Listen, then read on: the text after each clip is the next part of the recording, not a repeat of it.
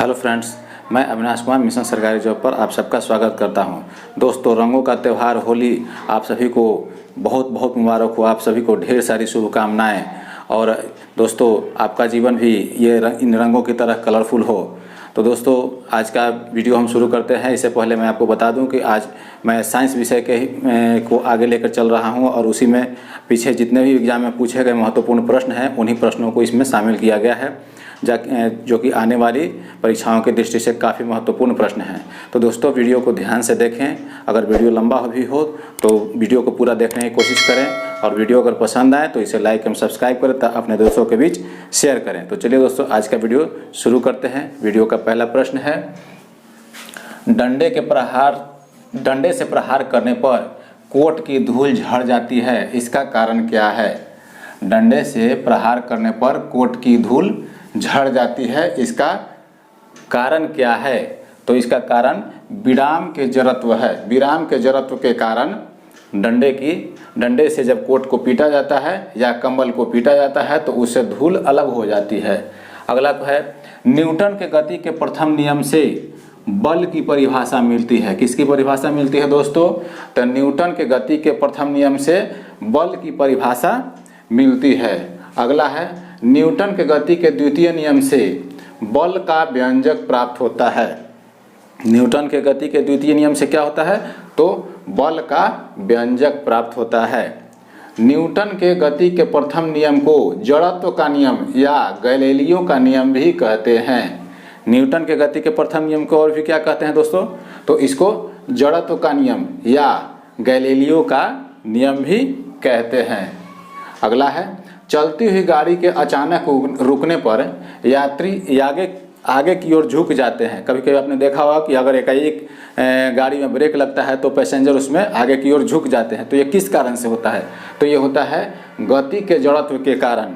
गति के जड़त्व के कारण होता है। अगला है, पृथ्वी का सूर्य के चारों ओर घूमना तथा इलेक्ट्रॉन के नाभिक के चारों ओर घूमना किसका उदाहरण है? पृथ्वी का सूर्य के चारों ओर घूमना तथा इलेक्ट्रॉन का नाभिक के चारों ओर घूमना, यह किसका उदाहरण है दोस्तों? तो यह अभिकेंद्रीय बल का उदाहरण है। किसका उदाहरण है? अभिकेंद्रीय बल का। अगला, कपड़ा सुखाने की मशीन और दूध से मक्खन निकालने वाली मशीन किस सिद्धांत पर कार्य करती है? कपड़ा सुखाने वाली मशीन और दूध से मक्खन निकालने वाली मशीन किस सिद्धांत पर कार्य करती है दोस्तों? तो ये अपकेंद्रीय बल के सिद्धांत पर कार्य करती है। किस सिद्धांत पर कार्य करती है? तो ये अपकेंद्रीय बल के सिद्धांत पर कार्य करती है। अगला है, घड़ी की चाबी में कौन सी ऊर्जा संचित रहती है? घड़ी की चाबी में कौन सी ऊर्जा संचित रहती है? तो यह है स्थितिज ऊर्जा। घड़ी की चाबी में स्थितिज ऊर्जा संचित रहती है। अगला है, चंद्रमा पर जी का मान पृथ्वी के जी के मान का कितना होता है? यानी चंद्रमा पर गुरुत्वाकर्षण का मान पृथ्वी के गुरुत्वाकर्षण के मान का कितना होता है दोस्तों? तो इसका सही जवाब होगा 1/6 गुना। कितना होता है? 1/6 गुना। चलिए अगला है, लालटेन की बत्ती से तेल का ऊपर की ओर चढ़ना किसका कारण है? किस कारण से चढ़ता है? लालटेन की बत्ती में तेल ऊपर की ओर किस कारण से चढ़ता है? तो यह है केशिकत्व के कारण, कैपिलरिटी के कारण। किसके कारण? केशिकत्व के कारण। अगला है, ध्वनि का वेग पर दाब का कोई प्रभाव नहीं पड़ता है। यानी जब ध्वनि गमन करती है तो उस पर दाब का कोई प्रभाव नहीं पड़ता है। अगला है, ध्वनि की चाल तरंगदैर्घ्य और आयाम पर निर्भर नहीं करती। ध्वनि की चाल तरंगदैर्घ्य और आयाम पर निर्भर नहीं करती है। नेक्स्ट अगला है, कान पर ध्वनि का प्रभाव 1/10 सेकेंड तक रहता है। कान पर ध्वनि का प्रभाव कितनी देर रहता है? तो 1/10 सेकेंड। और प्रतिध्वनि सुनने के लिए, अगर इको साउंड जो कहा जाता है, प्रतिध्वनि सुनने के लिए श्रोता और माध्यम के बीच कितनी दूरी होनी चाहिए दोस्तों? तो इसका सही जवाब होगा 17 मीटर। कितना होगा? परावर्तक सतह जो रिफ्लेक्शन पॉइंट होता है और श्रोता होता है, दोनों के बीच 17 मीटर का डिस्टेंस होना चाहिए, तभी जाके हमको प्रतिध्वनि सुनाई देगा। लोलक का आवर्तकाल लोलक के द्रव्यमान पर निर्भर नहीं करता है। लोलक का आवर्तकाल लोलक के द्रव्यमान पर निर्भर नहीं करता है। अगला है Cp minus Cv equal to R को किस सूत्र के नाम से जानते हैं? तो इसको मेयर के सूत्र के नाम से भी जानते हैं। Cp minus Cv equal to R, इसको मेयर के सूत्र के नाम से भी जाना जाता है। अगला है दूरी मापने की सबसे बड़ी इकाई कौन सी होती है? दूरी मापने की सबसे बड़ी इकाई, तो दूरी मापने की सबसे बड़ी इकाई होती है दोस्तों पारसेक। दूरी मापने की सबसे बड़ी इकाई पारसेक होती है। चलिए अगला है लोलक की लंबाई बढ़ाने पर उसका आवर्तकाल क्या होगा? लोलक की लंबाई बढ़ाने पर उसका आवर्तकाल क्या होगा? तो ये उसका आवर्तकाल क्या होगा? बढ़ जाएगा, उसका आवर्तकाल बढ़ जाएगा। अगला है ठोसों में ऊष्मा का संचलन किस विधि से होता है? ठोसों में ऊष्मा का संचलन किस विधि से होता है? तो ये संवहन विधि से होता है। कौन सी विधि से होता है? संवहन विधि से। चलिए अगला 4 डिग्री सेल्सियस पर जल का घनत्व सबसे अधिक एवं आयतन सबसे न्यूनतम होता है। क्या होता है? 4 डिग्री सेल्सियस पर जल का घनत्व अधिकतम और आयतन न्यूनतम होता है। चलिए अगला पृथ्वी पर सूर्य से ऊष्मा किस माध्यम से प्राप्त होती है? पृथ्वी पर सूर्य से ऊष्मा किस माध्यम से प्राप्त होती है? तो इसका सही जवाब होगा विकिरण के माध्यम से। किस माध्यम से? विकिरण के माध्यम से। चलिए अगला है वायुमंडल संवहन विधि द्वारा गर्म होता है। वायुमंडल अगर पूछे क्वेश्चन में कि वायुमंडल किस माध्यम से गर्म होता है, किस विधि से गर्म होता है, तो इसका सही जवाब होगा संवहन विधि से। किस विधि से? संवहन विधि से। चलिए अगला है आकाश का नीला रंग किस कारण से होता है? आकाश का नीला रंग किस कारण से होता है? तो प्रकाश के प्रकीर्णन से। प्रकाश के प्रकीर्णन से आकाश का रंग नीला होता है। चलिए किस रंग के प्रकाश का प्रकीर्णन सबसे अधिक होता है?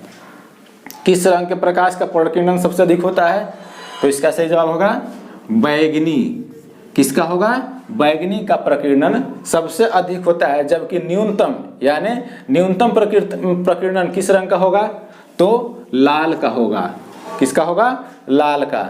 चलिए निर्वात में प्रकाश की चाल अधिकतम होती है। निर्वात में प्रकाश की चाल अधिकतम होती है, जबकि कांच में सबसे कम होती है। किस कारण से रात में तारे टिमटिमाते हैं? किस कारण से रात में तारे टिमटिमाते हैं? तो इसका सही जवाब होगा प्रकाश के अपवर्तन के कारण। किसके कारण? प्रकाश के अपवर्तन के कारण। अगला है हीरे का चमकना, रेगिस्तान में मरीचिका का बनना, कांच में आए दरार का चमकना, यह किस कारण से होता है? आपने देखा होगा रेगिस्तान में जैसे लगता है कि आगे कुछ दूर पे पानी है, पानी की तरह दिखता है, या आप रोड पे भी चलेंगे तो गर्मी के दिनों में लगता है कुछ दूर पे आगे पानी दिख रहा है। तो ये सब किस कारण से होता है? तो ये सब होता है पूर्ण आंतरिक परावर्तन के कारण। किस कारण से? पूर्ण आंतरिक परावर्तन के कारण से। चलिए अगला है लाल रंग का तरंगदैर्घ्य सबसे अधिक होता है, जबकि बैंगनी रंग का तरंगदैर्घ्य सबसे कम होता है। किस रंग का तरंगदैर्घ्य सबसे अधिक होता है? तो लाल रंग का होता है। और न्यूनतम किसका होता है? तो बैंगनी का होता है। बैंगनी रंग का तरंगदैर्घ्य सबसे कम होता है। चलिए अगला है मोटर कार के साइड मिरर में कौन सा दर्पण इस्तेमाल होता है? सभी गाड़ी में साइड मिरर का इस्तेमाल किया जाता है, तो उसमें कौन सा दर्पण इस्तेमाल किया जाता है? तो इसका सही जवाब होगा उत्तल दर्पण। कौन सा दर्पण होगा? उत्तल दर्पण। अब देखिए यहाँ दृष्टि दोष के बारे में कुछ क्वेश्चन दिया गया है। तो दृष्टि दोष में है निकट दृष्टि दोष। निकट दृष्टि दोष, तो इसमें क्या है? निकट दृष्टि दोष क्या है दोस्तों? जिसमें निकट की वस्तु स्पष्ट रूप से दिखाई देती है और दूर की वस्तु नहीं दिखाई देती है। तो इसमें कौन सा, इसका उपचार के लिए कौन सा लेंस इस्तेमाल किया जाता है? तो इसके उपचार के लिए अवतल लेंस का इस्तेमाल किया जाता है। दूर दृष्टि दोष में क्या है कि दूर की वस्तु स्पष्ट दिखता है और नजदीक की वस्तु स्पष्ट नहीं दिखता है। तो इसके उपचार के लिए डॉक्टर लोग उत्तल लेंस लिखते हैं, यानी उत्तल लेंस का चश्मा पहना जाता है। फिर हो गया जरा दृष्टि दोष, इसके लिए कौन सा लेंस इस्तेमाल करेंगे? तो इसके लिए बाइफोकल लेंस इस्तेमाल किया जाता है। कौन सा लेंस? बायोफोकल लेंस। और अगला है अबिंदुकता। अबिंदुकता में कौन सा होगा? तो इसमें बेलनाकार यानी सिलेंड्रिकल लेंस होता है। इसमें सिलेंड्रिकल लेंस का चश्मा पहना जाता है। चलिए अगला है मानव नेत्र के रेटिना पर बना प्रतिबिंब वास्तविक, उल्टा और वस्तु से छोटा होता है। यानी आदमी के आंख में जो इमेज बनता है वो किस प्रकार का होता है? तो वो होता है वास्तविक होता है और वस्तु से उल्टा होता है। वस्तु से उल्टा होता है, जबकि और आकार में वस्तु से छोटा बनता है। अगला है डायनेमो जो है यांत्रिक ऊर्जा को विद्युत ऊर्जा में चेंज करता है। डायनेमो जो है यांत्रिक ऊर्जा को क्या करता है?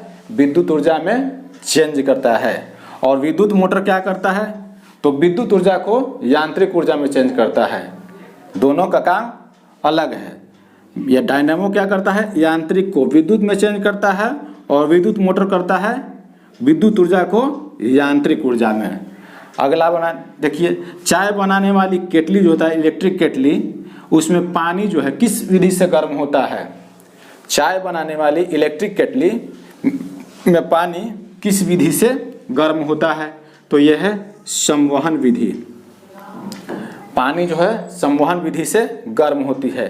अगला गुरुत्वीय त्वरण जी का मान कितना होता है?